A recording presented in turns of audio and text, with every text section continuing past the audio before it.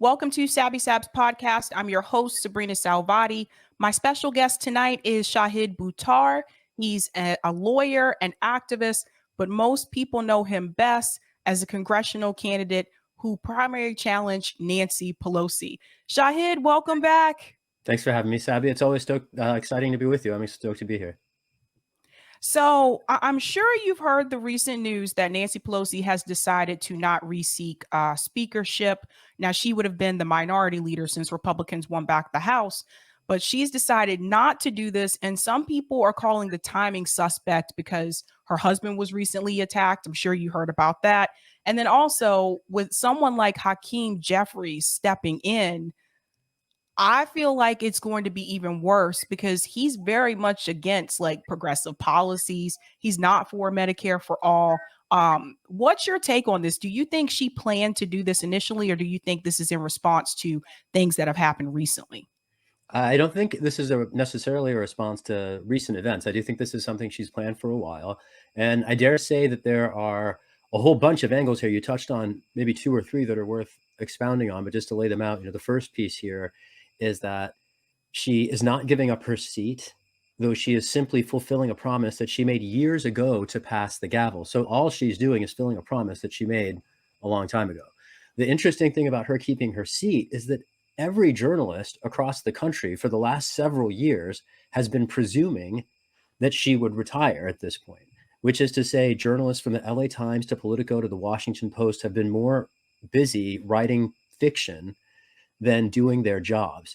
And the indulgence of the corruption that her continued tenure and influence in Congress represents, that's an indulgence by the press that I do think is institutionally corrupt beyond the figure of the speaker.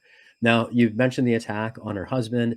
I think there's also an interesting, first of all, it's criminal. It's an act of political terrorism, full stop. And I think the press writ large, not just the right-wing media, shares blame because the institutional press from the New York Times to the Washington Post that indulges the corruption that Nancy and her family have long embodied, that is not a recent phenomenon. This is decades in. And the indulgence of corruption invites political violence. That is not a controversial, it should not be a controversial statement. It's simply an axiom of democratic theory that, having had the temerity to state in public, drew the ire of the editor-in-chief of Mother Jones. And I find the complicity and the complacency of liberal journalists, it just reminds me very much of Dr. King's letter from a Birmingham jail and his analysis and critique of the white moderate, because I see it written in the sky. The Democratic Party is the institutional embodiment of the white moderate that King decried in another era. And, Pelosi is getting lauded from all these people for breaking glass ceilings over the course of her career. And I am grateful for her representational path breaking, while I am outraged as a constituent of hers who she has refused to represent for decades. The decades she's been filling her pockets at the public's expense are decades that she hasn't been doing the job of doing things like defending basic human rights or fighting an executive branch that remains run amok under the leadership of a Democratic president. This pretense that the battle for democracy is partisan, when we see everything from concentration camps to prosecutions of journalists under a Democratic administration, should, I think, raise a great many people's alarm to the fact that our democracy is in crisis, regardless of who wins the elections. And even that might be charitable. That is to insinuate that our democracy is alive and kicking at all, which I think might be, a debatable point. Yeah, it's I heard the praise about her too. The women on The View were praising Nancy Pelosi, and I didn't see one of those outlets call out her corruption, the stock trading. It's just it, and I get it. I'm pretty sure the producers that work for those shows, like The View, have already told them what they could and could not say, right? So they give them their talking points, and I get that. But Nancy Pelosi is walking away here looking like some hero when it's her district that has one of the largest homeless populations in the United States. I didn't hear anybody address that. I didn't hear anybody bring up her stock trading issues. And it's weird to me that she's still choosing to keep her seat. Because at this point, I'm just like, just step down, just retire. Like, what? Why are you still there? Why do you believe she's still there? Well, a couple of thoughts here. One, I think this is all part of a long-standing ruse to basically put her daughter in her place. And I've been saying this for years. Nothing about this should surprise anyone. She herself, Nancy, came into office through a special election that was triggered when her predecessor handpicked her and then triggered a succession in between the normal election cycles. That's what she's trying to set up now. By holding onto her seat now, she's keeping would-be successors who might run for a seat if she were to step down on the sidelines, waiting basically for a convenient place for her to step aside, retire, trigger a special election that would favor her daughter with her name and the fundraising network. Remember, Nancy herself is the daughter of a political dynasty on the East Coast. So we're talking about a multi-generational familial political dynasty. And that is not just nepotism. When we are talking about intergenerational dynasties controlling positions of partisan leadership, what we are describing is feudal aristocracy having displaced democracy. A lot of people are concerned about fascism eating democracy, and that's the sort of like future-facing facet of capitalism, let's say. Feudalism is its backward-facing facet. And we witness in the Pelosi's the sort of, synthesis of both, because you pressed, for instance, on the stock trading, just to press on the corruption independence of the conservatism. And actually, let me hit the conservatism first and come back to the corruption. Pelosi has supported any number of Republican policies for years in the open, from the pay-go rules, which favor military spending over domestic spending, to the funding for the detention camps on our borders. She has long been an agent of conservatism within the Democratic Party, that is to say, a Trojan horse acting in the position absurdly of leadership. Now let's get into the corruption. You pressed on the fact that she's been filling her pockets by trading public equities while taking positions that favor the companies she's invested in against the public interest. So it's not just the case that they're taking advantage of the marketplace. They're skewing public policy to favor Wall Street companies in which they share ownership. That is so many layers of corrupt. Now let's chase that thread. One consequence of that conflict of interest is that when Pelosi was called on to hold a criminal president accountable, she held the most compelling charges off the table after slow walking both of the impeachment processes. She tried to delay impeachment because she didn't want it to happen, and this was true in both cases for months.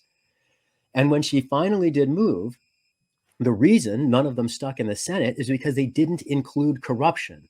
And the reason the articles of impeachment in either of the two processes did not include corruption is because it is a thoroughly bipartisan practice in Washington. And if the Democrats invoked it, they knew that they would have to answer the counterattack. And it would have left everybody basically with shit on their faces. And at the end of the day, everyone in Washington from both political parties is in fact corrupt. And this insider trading phenomenon is not just isolated to Pelosi.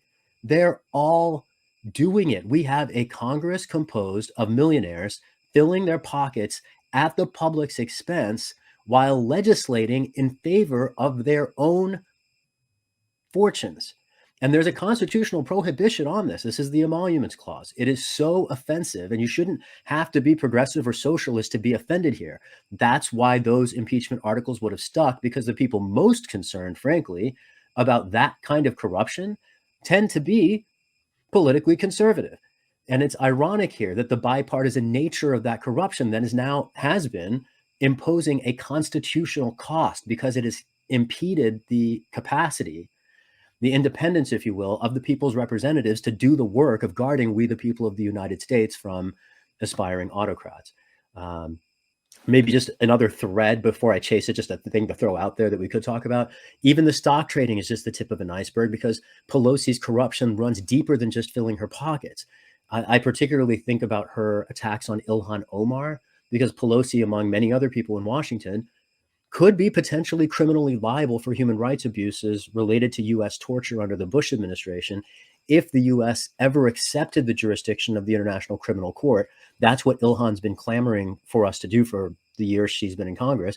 And Pelosi keeps punching down at her. people characterize it as, a political squabble, but is it actually a powerful, rich white lady trying to keep herself out of prison after having filled her pockets for decades? Meanwhile, she's never debated an opponent in the 35 years she's been in Congress. And here's the real rub, right? We're talking, all this is about the corruption of the figure. Where is the press? And this is where my disillusion in democracy comes out. It's not just the case that the oligarchs run the show and that they're corrupt. There are guardians of our democracy. They have entire institutions. They have particular rights in the Constitution because we understand the press to be the fourth branch. And it has been entirely complicit. And to my perspective as an immigrant dissident, I have no idea what to do about that. Like, once the oligarchy has the press, the goose is cooked, as far as I can tell. Like, it's not possible for change to happen through elections in this country. I witnessed what happens if you actually contend power at the root. And I witnessed the press array itself on the side of corruption. And, democratic theory doesn't have an answer for that. The press is supposed to stand with the people, not with capital. And once capital co-opts the agents of information, I do think that we have a particular conundrum. It's one among the many reasons why I'm grateful for your work and that of others who are providing a counter narrative and other voices. But I do think the battle to inform in increasingly ignorant people who are institutionally kept ignorant, I think, is a big part of our struggle at the moment. This is exactly why I tell people all the time. I talk about censorship probably like maybe once a week on this show, because there's always another issue. There's another event that happens, or someone was censored, or Garland Nixon was removed from Twitter. I'm not sure if you knew about that, but he's, again, a wonderful political journalist out there, was just removed. I think what some people may not understand is that when you have someone like Jeff Bezos own the Washington Post, this is very dangerous, because obviously there's a certain narrative that he's not going to let get by. And so if we don't have the press and all of these candidates that are running, whether they've been progressive candidates or third party independent or whatever, if they don't have the approval of the mainstream media, they're not going to succeed. And so what Shahid is trying to tell you about, because Shahid, he's run against Nancy Pelosi. So you've dealt with the press. I know you talked about that before. You dealt with the grassroots, the money situation. Like, so you know how difficult it is. At the end of the day, if the press is against you, who is going to be for you? And I think we saw this happen with Bernie Sanders as well. Look how the mainstream media treated him when he ran in 2016 and 2020. It's important that you have the press on your side. And I think for those of us that do independent media, this is kind of where we come in, because we're going to tell you about the candidates that they're not telling you about. We're going to tell you the other side of the story that mainstream media isn't telling you. Andrew Yang was just here a couple of days ago, and I didn't know about this, but he told me there was a journalist at MSNBC. She doesn't work there anymore. She was told that she was not allowed to interview Andrew Yang and a couple of others, actually, for 2020. Whatever you do not give any attention to Andrew Yang. And so these are the things that happen behind the scenes that a lot of people don't see. So if people don't see you or hear from you on mainstream media like they do the other candidates, then some people may not even know you're running. So this is huge. This is really huge. And I don't know, are there independent media outlets in San Francisco that cover this type of content, Shahid? There are independent outlets that I found just as weaponized by the establishment against their supposedly independent mission. If it were just corporate media, it frankly would be an easier story to tell. Part of what makes this so particularly complicated is that the problem infects even outlets that call themselves nonprofits and journalists who describe themselves as progressives. And that's as part of my disillusion. I've witnessed the co-optation of air quote progressive, mostly white journalists in the service of defending the democratic establishment and insulating corruption. And when you were talking about what happens when you have the press with you or against you, I just want to reframe that. It's a question of, is the press independent or not? And another way of putting that is, here in San Francisco, even the so-called independent nonprofit press is in the pocket of the Democratic Party. And they take their analyses from Democratic Party politicians and they silence whistleblowers and they ignore evidence and they protect each other. In fact, there was just now, my next Substack article is going to be about the incoming mayor of Oakland, California, who won office by under 700 votes in the midst of multiple ethics investigations that journalists in Oakland refused to cover. And would the voters of Oakland voted for this council member who is the president of the city council, just like Nuri Martinez in LA, who was forced to resign in the face of the racism of hers that was exposed. The racism of Shang Tao in Oakland was suppressed by the local journalists. And so she's coming into office not only with multiple ethics investigations, but with active claims of racism from former staff that the voters of Oakland have never even heard about. And again, it's like when you see journalists just not showing up for work, basically taking the role of partisan actors, whether on the service of the institutional establishment. In Oakland, the institutional establishment is effectively, air quote, progressive. So it's complicated, right? But the point here is that journalists who are independent cover facts. And I see voices who do that. And there are a lot of journalists who refuse to cover facts because they do things like giving officials the opportunity to speak anonymously about whatever they want to put into the public debate, right? Giving particularly, and this drives me mad to no end, retired generals or intelligence agencies opportunities to skew and shape the public discussion, usually in the service of some opportunity to sell weapons to some despotic country abroad.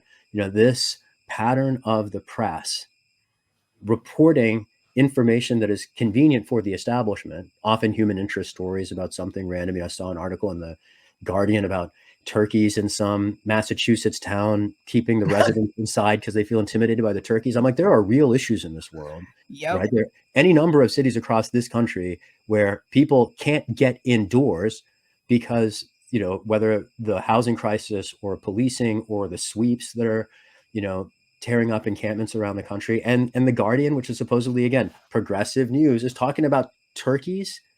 I mean, seriously, give me a break here, right? And then even when you do get a story on an actual object of public interest, it's always inflected by the establishment perspective. And maybe you get a quote from some dissident nonprofit advocate somewhere in there giving the counterpoint. But I just see the news in this country through the lens increasingly of just outright propaganda.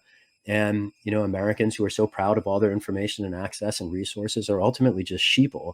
And, you put those things together and it's a really disturbing prognosis for democracy in America among people who don't even frankly understand what it means, who are being, taking their information from people who equally don't know what it means. And, I particularly think of this through the lens of a constitutional perspective, which is to say the press is there to fight the other branches, to expose corruption in Congress, to fight militarism in the executive branch, to expose the Supreme Court when the justices violate ethics norms. And they do none of those things. The press just lauds power, and publishes hagiography and builds cults of personality and reinforces whatever the dominant institutionally favoring narrative is of the day. They're just, and the particular thing that amuses me at the end of all this is that you'll hear American media try to characterize the media in other countries as state-sponsored, when here, access journalism, the business of journalism, means that the only journalists who get access to government officials are the ones who are basically willing to practice stenography.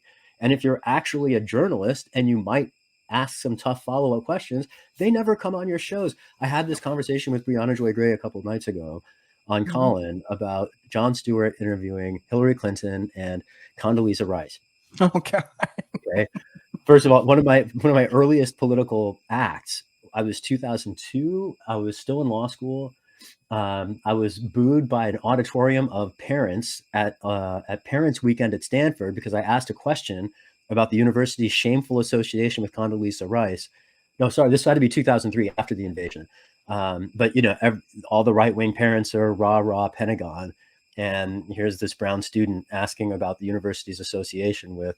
Anyway, so Jon Stewart's in this interview with Hillary Clinton and Condi, and Brianna and some of her callers were critical of Jon Stewart for not being more aggressive in calling out some of their more absurd claims. Like there was a point at which Condoleezza Rice tries to claim that the invasions of Iraq and Afghanistan were about security, not empire building, and Stewart kind of lets it go. I was thinking about this in the time since. Of course, Jon Stewart let it go. A, he's a comedian, not a journalist. But B, the only reason Condoleezza Rice and Hillary Clinton went on his show and did that interview was because somebody had a conversation with him beforehand. And there was a very distinct delineation as to what was permissible and what was not. The kinds of conversations you can't actually have with real journalists. And to his credit, I mean, I think Jon Stewart would be the first person to say, I shouldn't be the one doing this interview, right? I think he'd much rather a journalist do it. But go figure, the oligarchs don't show up for interviews with real journalists, so we're stuck with the comedians doing the work. That's right. That's right. It's even, even when you look at the politicians right now in DC, the only one that will come on to independent media, and I mean on a regular basis, is Ro Khanna. Nobody else will come on. Like, and we know because we've reached out to all of, like, none of the members of the squad, they won't come on. Even though it was independent media that really gave them a platform to begin with. I first heard about AOC because I saw her on Jimmy Dore's show. Like, it's just, and then the moment like they got in, they totally dismissed independent media, unless sometimes they'll go into like Majority Report. Even then, it's like Ilhan will come on there, maybe Jamal Bowman. But other than that, like, they don't want tough questions, and they're not going to go on to platforms where people are going to ask them tough questions. And the only one that seems to be willing to do it is Ro Khanna. And I can guess why, for at least a couple of reasons. One, you're observing the reticence, let's say, of our would-be allies in Congress to answer tough questions. There's this whole other piece about the extent to which they identify with the movements that produce them or not. I can reflect on this through a different perspective. 20 years ago, 15 years ago, when I was in Washington, I was working for the American Constitution Society. So we were fighting the right-wing co-optation of the courts long before most liberals and progressives understood it was happening. And we were preparing a pipeline of progressive jurists for the next Democratic president to appoint. And one of the things that struck me at the time is that the right-wing justices of the Supreme Court were very willing to help build the Federalist Society and its shadow network to influence the judiciary. We at the American Constitution Society, building the countervailing network, we had no such support from the so-called liberal justices, which is to say the liberal justices didn't think of themselves as any part of a movement. So they didn't invest in building anything behind them. Similarly, I fear that the squad, I don't want to, some of our allies in Congress might be less concerned with holding the door open behind them than we might wish. There's a whole other piece here just to reflect on specifically with respect to Roe. I hope very much to see him, frankly, in a presidential primary at some point, if not in 2024, because I don't know whether he would challenge Biden from the left. I certainly hope someone does. And I'm happy to talk about my dream ticket if you want to talk about that. But I do think that Roe is somebody who we might expect to see contend for the White House, if not in 24, then perhaps in 28. And I do think that his willingness to embrace the public is a reflection perhaps of his anticipation of opportunities to serve a bigger constituency than San Jose, the community near us that he represents in Congress. I will say, particularly about Roe, every member of Congress in one way or another has disappointed me. I'll say that. He, less so than most, specifically because he is the first to challenge militarism. Most people in the Democratic Party have absolutely no consciousness of military-industrial corruption, and I frankly wish he was more forthright about it. But that notwithstanding, I've seen him recognize it at times when many of his colleagues don't. And in my mind, that is the first qualification for anyone to serve in federal office, is their awareness of how militarism is the hole in the bucket and inflects everything else. And we can see this. Ryan Grimm, the DC bureau chief of The Intercept, wrote a couple of articles in the last 6 months, two in particular that I talk about in one of my Substack pieces. And I raise it because his latest one, Primary Occupation, it's called, it addresses this pattern of AIPAC and Democratic Majority for Israel swinging contested congressional primaries across the United States, because it turns out, in fact, foreign policy drives American elections. Yep. Americans might not think it. They might, and I heard this all the time when I was running. Oh no, housing wins elections here. Oh no, issues close at home win elections. But it turns out, if whatever you run on, at the end of the day, a bunch of capital is going to hit your race because it's interested in how you show up on foreign policy.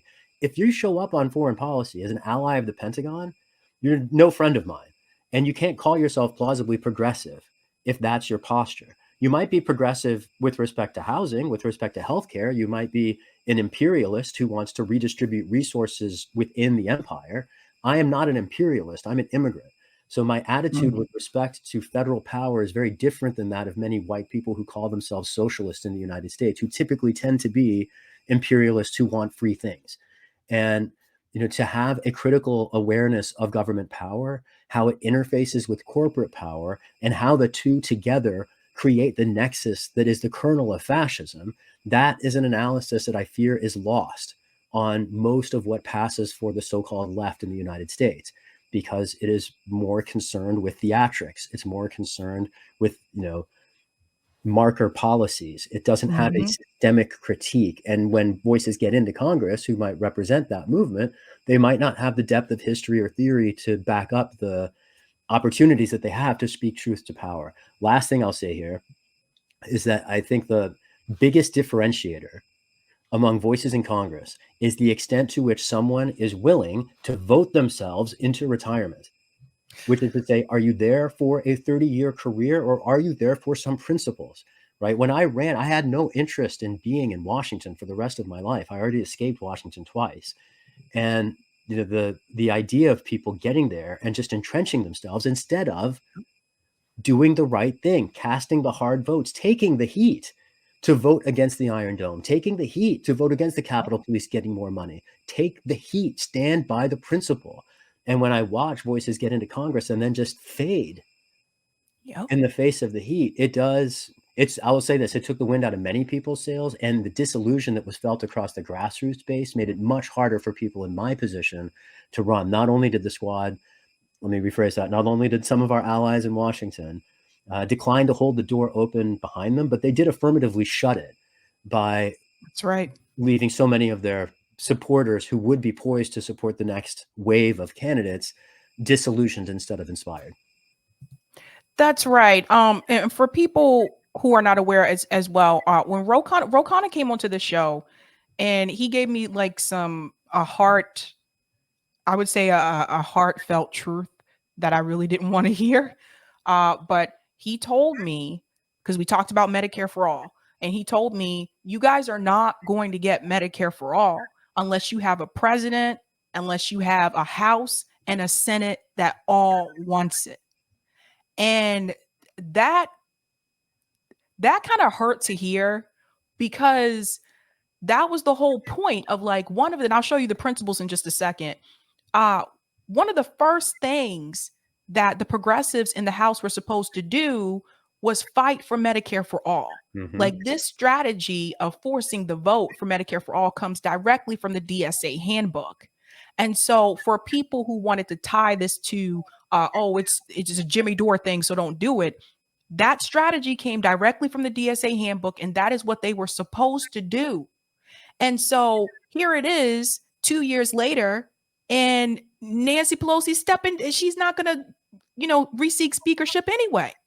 So it's like, I feel like it was a missed opportunity, because now you have Hakeem Jeffries coming in. And like I told people this a couple of nights ago, Hakeem Jeffries is not for progressive issues. In no way. He, no, like he talks about expanding Obamacare, right? Like, he'll talk about that, but there's no way Medicare for all is going to be even brought to the table. So now you have another person that's come into the speakership.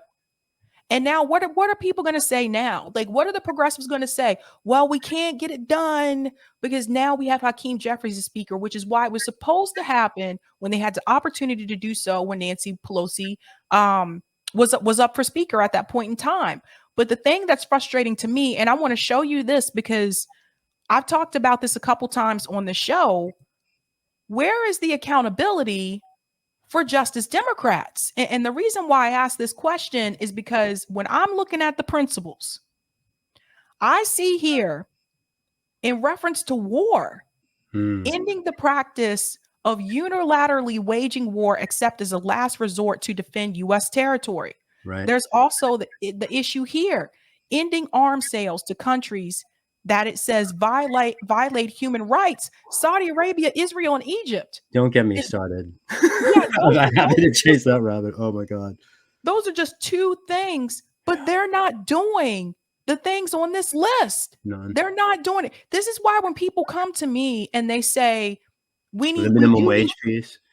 Yeah, we need Yeah. to demand things. Edward Snowden's on here, by the way, pardoning Edward Snowden. Yeah. Like when they say we need to demand things, I need to All remind right. people Yeah.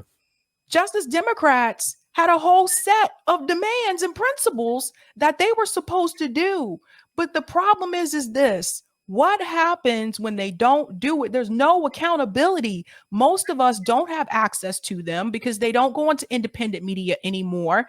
And so when people show up to their town halls and confront them on these principles that they signed on to, they signed a pledge for people who are not aware, then they call those people rude. But how else are your constituents supposed to reach you if you're not reachable? It does seem to me that part of the job, if you not even are a public official, if you run for public office, is to talk to people and be willing to hear their concerns. I'm not even running for office anymore. I was downtown getting some electronics fixed, and a whole series of people came up to me between the time I left the electronics store and got on the bus to come home. And then there was one person on the bus who was sort of shouting me out. We had this whole chat, and it's like you make yourself available to people, right? That's part of the job. And I'm like, I'm not even like auditioning anymore, but like that's kind of the point, right? I mean, you only seek opportunities like this if you want to represent people. And if you don't want to represent them, why seek opportunities like this in the first place? It just gets back to careerism, I think. I also think, to be fair, there are certainly a lot of pressures on people's time, and I'm sure that that is in some way, figuring into their calculus. But at the same time, I see some members being willing to be bold on some issues, much more so than others.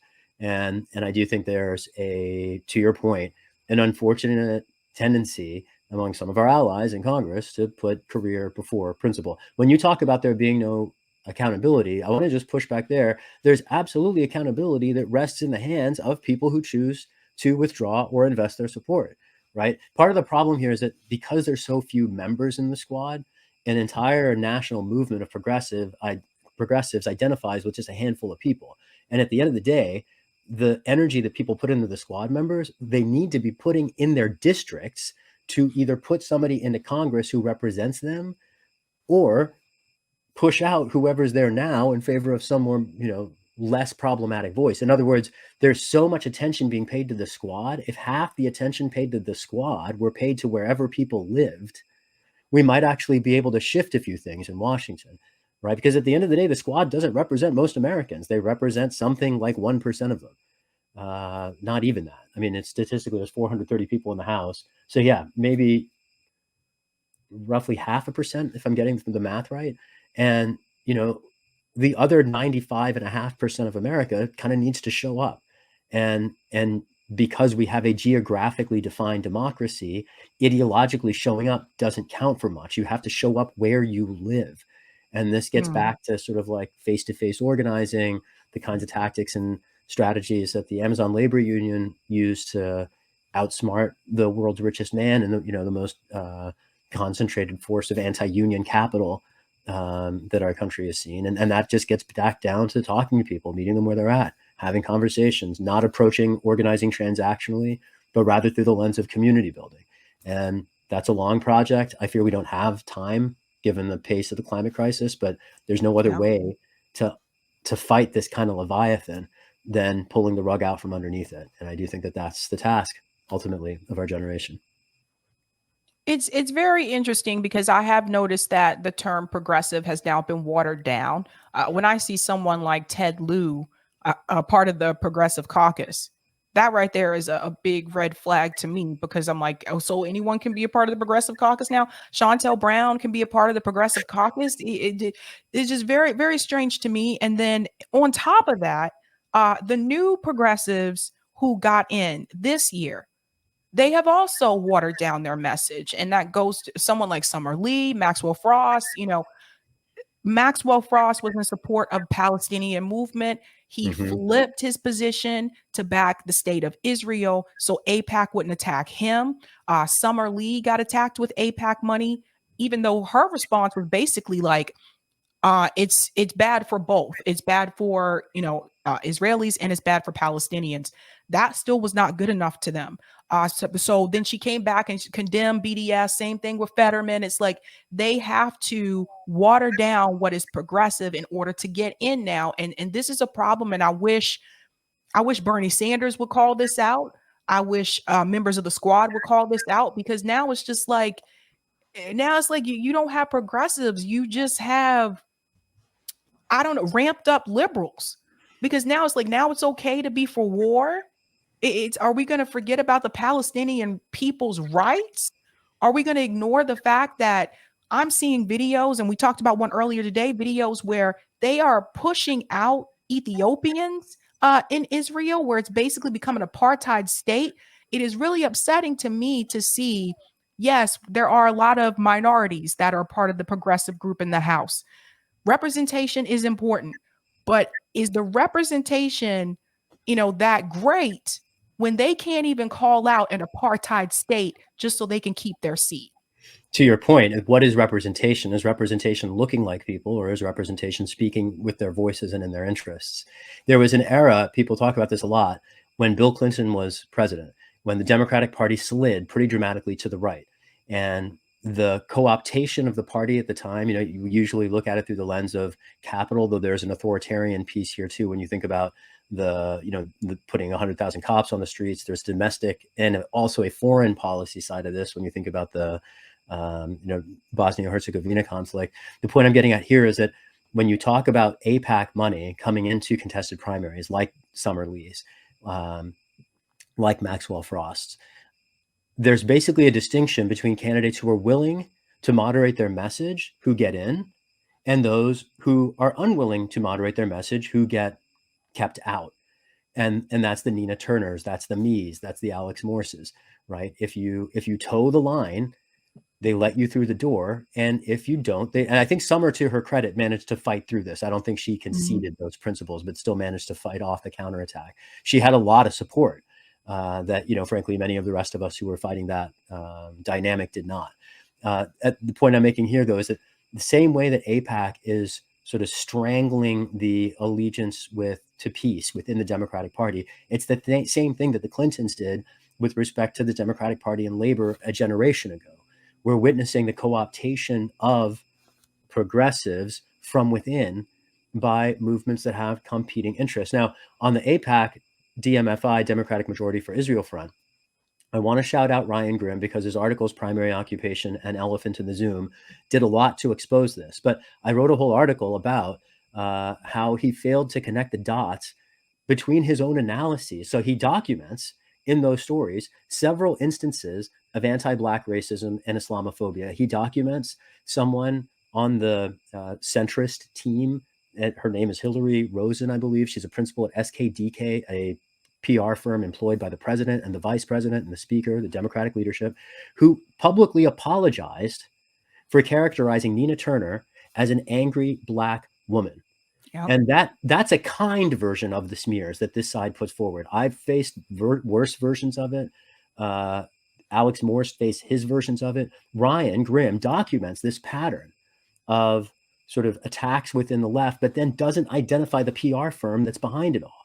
And he similarly, in his later article, explores this pattern of AIPAC and DMFI coming in and swinging elections, but then doesn't identify the agents. He puts at AIPAC's feet what was effectuated by a PR firm shared by the entire Democratic leadership. So why would you blame AIPAC for what seemed to be the decisions of Joe Biden, Chuck Schumer, Nancy Pelosi, and Kamala Harris? I think it's a profound indulgence of the corruption of the Democratic Party center to blame simply AIPAC for commitments that the Democratic centrist corporate authoritarian militaristic leadership shares.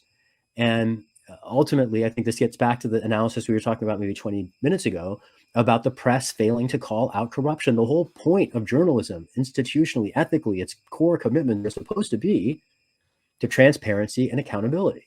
And in each of these contexts, we see the press failing. Now, Ryan, I don't want to throw all the way down the stairs, because he at least documented this stuff while, disappointingly failing to name what he's documenting. Most journalists just blithely carry on and carry, they cover whatever press release some agency or corporation puts out. There's no meta-analysis at all to speak of. So I'm grateful for there being some analysis to speak of that's observing these dynamics at all. But even the analysis that's observing these dynamics is remaining quite charitable to them in that observation, by failing, for instance, to name the white supremacy, the racism, the Islamophobia, the homophobia that is inflecting these attacks. The one commonality that across these different instances that Ryan documents is the use of lies to foment internal dissent and basically kneecap not just progressive campaigns, but organizations too. Brand New Congress went through this. Any number of organizations have gone through this. The Sierra Club went through their version of this. What he describes as infighting is ultimately, I think, much more nefarious than that. And this pattern is one that I think is one of our greatest challenges on the so-called left, is to figure out who's actually on the left and who just acts like it for cosplay reasons. You mentioned DSA before. Like, I can't take DSA seriously as a socialist organization, seeing the way that they've showed up around the country. I've seen DSA do more to undermine socialism than to promote it. I mean, that's an organization to me. If I were to describe DSA to someone who'd never encountered it before, I'd say, picture a bunch of college Republicans reading Marx and thinking they discovered socialism. And like, that's what DSA basically is. And they act just like it. There's an Afro-Latino whistleblower here in San Francisco who reported on a DSA, not even San Francisco, which is worse, but DSA Silicon Valley meeting. She said she felt like she was at a KKK rally. And I was in that meeting. I know what she meant. And it's not like these organizations ever hold themselves accountable. So ultimately, this is, again, part of my disillusion. I've watched even groups that claim socialism in their titles get rolled and co-opted by capital and the Democratic Party leadership. And so, what do you do as a dissident when all of the institutions are failing to function? I'm writing for Substack, I'm making new music, and I'm planning to keep, doing all of those things. I don't have, frankly, a bunch of recommendations for people. I think this is a time when the way that Orwell depicted up being down and, the establishment just being able to contrive whatever narrative it wants, we are living it very much in this day and age. And how do you fight a Leviathan that can literally create facts from, oh, here's a reason that we need to sell weapons to some country, to here's some reason that you can't trust so-and-so, to here's some reason that this oligarch is now, praiseworthy, to, oh, here's a family dynasty you can all get behind. I feel like we live in an ignorant time, and an ignorant time with so much power that the combination is terrifying. That's right. That's right. Well, Shahid, what are you working on now? Because I know, and before you go, can you please explain to people? I know you talked about the challenges that you had running against Nancy Pelosi. Could you explain to people, is there anything that you would do differently? And why or why not? And please let everyone know like what you have coming up next. Right on. So what I would do differently, the biggest challenge facing grassroots campaigns that are able to secure enough support from people who share the value orientation is what to do with the money. Because on the one hand, you could just buy a bunch of advertisements. You could pay a bunch of people to do things. There's a tension between advertising and staff. Once you want to invest money in staff, the question becomes, who do you invest it in? Right? So this, you could break down the world into two big buckets of people. There's the people who care about the issues but don't have time to do much about it, but they'll write you a check. And then there's people who have time to work on it, but maybe don't have the skill set. And maybe let's put a third category in here. That's people who have the time, they have the skill set, but they don't have the commitment. That's the mercenaries. And that's who you end up having to hire, because you have money, you need people with skills, and you need things to happen. So you hire you hire the people with the skills to make the thing happen. But the people who are in it to make money never have commitments to the underlying values. And so they'll sell you out at the drop of a hat. And so, the first thing I would do differently is just never hire anyone from the Democratic Party. And, that then leaves you working with people who might not have the latest experience with the latest, platforms or what have you. There are some platforms that only make themselves available to Democratic candidates, like Act Blue, right? Yep. And so, the monopolistic limits by the platforms, by the professional staff in this community, those are some of the hardest parts to contend with. And, if I had it back, would it make sense to run independent or green? In San Francisco, I don't think so, because this city is like 80% Democratic. So I was sort of forced to run within the Democratic Party by the virtue of the exigencies of the district. I think I was trading notes with a couple other candidates this week, one from North Carolina, Matthew Ho, and Amy Mhm. Choi in Connecticut. Matthew ran as a Green, Amy is an independent, I in the Democratic Party. All three of us were very aligned on the issue sets. And it's interesting to see how we had very different approaches to party identification that differed because of the landscapes we were each running in. The biggest thing for me when I look back was my misconstruction of San Francisco as a progressive capital, not recognizing at the time how, and I knew the data points in the history, I just didn't understand how much the racism of this city continued through into the present. From the exclusion of Black residents over the last generation to the environmental racism scandal that continues to unfold at Bayview Hunters Point, to the crisis in city staffing. There's a point here I want to make that cross-references Hakeem Jeffries and Clarence Thomas and our city's government. So we have a Black DA and a Black mayor. The Black Mhm. DA was put in place after the previous DA, who was the most progressive DA in the country, was removed in a recall election. So Chesa Boudin comes into office. He's the first DA in the country to end cash bail. He gets removed in a recall. Brooke Jenkins, his replacement, African-American, is put in his place. And we basically see in Brooke Jenkins and Mayor London Breed, or Hakeem Jeffries, soon to be likely Speaker of the House, or Justice Clarence Thomas, Black faces on white capital. And you Oh, might describe this as, it's not the whitewashing, it's the blackwashing of white supremacy. yep. And I don't think even many people who recognize the dynamic are willing to call it out in those terms. But that's literally what we're dealing with. When Mike Bloomberg got in the presidential race, a Republican seeking the Democratic nomination, London Breed, the Black mayor of America's most supposedly progressive city, jumped in as his endorsee. And there's no justification for that. Mm-mm. And so, for me, the identification, I had an impression of San Francisco politically based on my own experience that was just vastly out of touch with how racist and conservative the city actually is. And so, call that a failure of my own impression. Call that a failure of journalists to report on the facts. If there was anything like a debate or an opportunity for the city to hear anything like the options before it, I'm quite confident that there would be a different outcome to that race. At the end of the day, I'm very grateful for the result, because I kind of have the chance to live my life. And if at the biggest level, if I had it back, I don't know if I would have done it at all, understanding just how corrupt the process is. If I understood Mhm. how co-opted journalists are and would be, I would have known at the outset that there was no hope, and I wouldn't have wasted my time. But I think that for me was the most painful lesson, discovering how the press can't be counted on to show up for itself, or truth or accuracy, and how it's sort of institutionally weaponized against the people. You asked me what I'm up to next. So my main focuses at the moment are writing and music. I have a new EP coming out. The tracks include Ferguson to Jerusalem. It's a tech house track about police violence around the world and its international intersections. NSA versus USA. You mentioned Edward Snowden. I wrote this when his revelations came forward about 10 years ago, basically to explain the significance of the Snowden revelations to people who don't pay attention to policy but like to dance.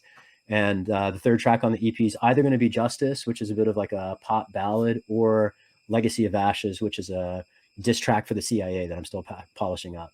But I like to educate the dance floor. That's kind of my job, and I'm trying to get back to that ultimately. I will say this: I had a couple months this year that were the first times that I made enough money DJing to pay my rent, and I am excited to make music, increasingly the center of my life, and grateful for the chance to do that.